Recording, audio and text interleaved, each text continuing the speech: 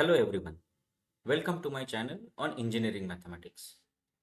In this video on inverse Laplace transform, I'm going to discuss examples based on convolution theorem.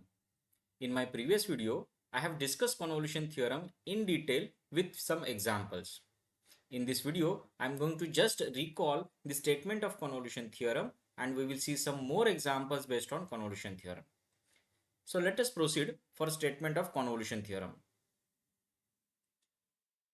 Convolution theorem states that L inverse of phi 1s into phi 2s is given by integral of f1u into f2t minus u du over the limit 0 to t, where f1u is inverse Laplace transform of phi 1s and f2 is inverse Laplace transform of phi 2. It means that whenever you want to find out L inverse of product of two functions, say phi 1 and phi 2, you first find L inverse of phi 1 and L inverse of phi 2 separately, label them as f1 and f2, then find the product f1u into f2t minus u and use it as an integrand of the integral over the limit 0 to t and integrate it with respect to du.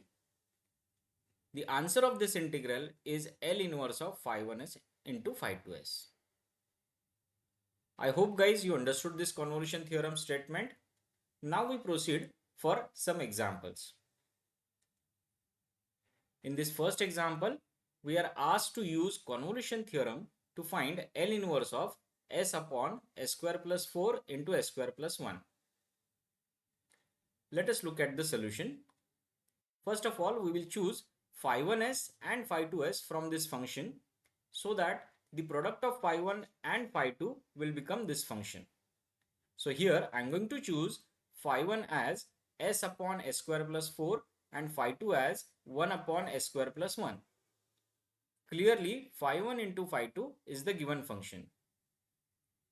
Now let us find out L inverse, that is inverse Laplace of phi 1 and phi 2 separately. L inverse of phi 1 means L inverse of s upon s square plus 4, which is nothing but cos 2t. Similarly, L inverse of phi 2 is